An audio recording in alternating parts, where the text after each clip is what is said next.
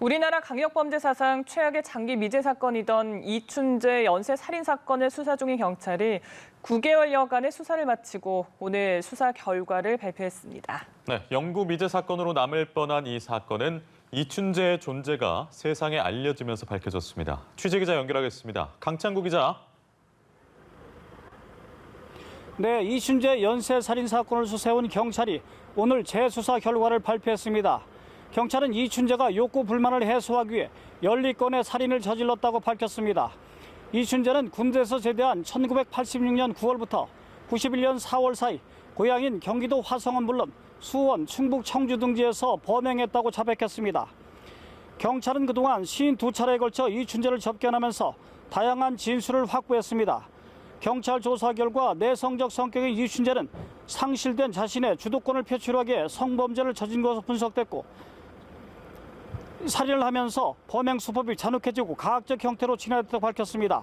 제대한 1986년 9월부터 91년 4월 사이 고향인 경기도 화성은 물론 수원, 충북, 청주 등지에서 범행했다고 자백했습니다.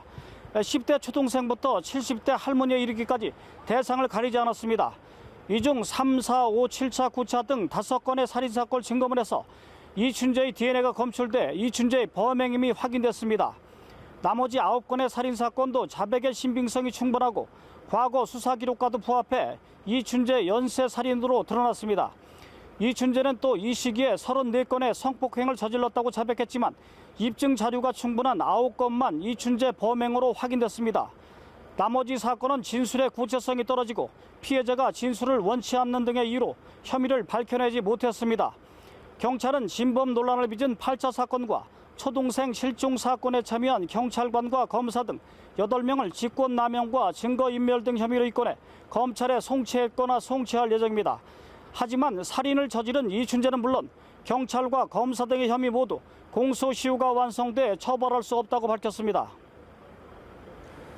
예, 공소시효가 이미 완성된 이춘재의 연쇄 범행은 추후 밝혀졌는데 그 이유는 DNA 분석 기술 덕분이라는 평가가 있습니다. 30여 년 동안 묻혔던 연쇄 살인 사건이 어떤 경위로 밝혀진 겁니까?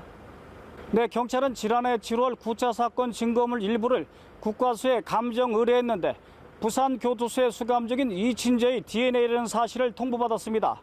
경찰은 57명이 참여하는 수사본부를 꾸렸고 전국에 유능한 프로파일러들을 소집해 본격적인 수사에 착수했습니다.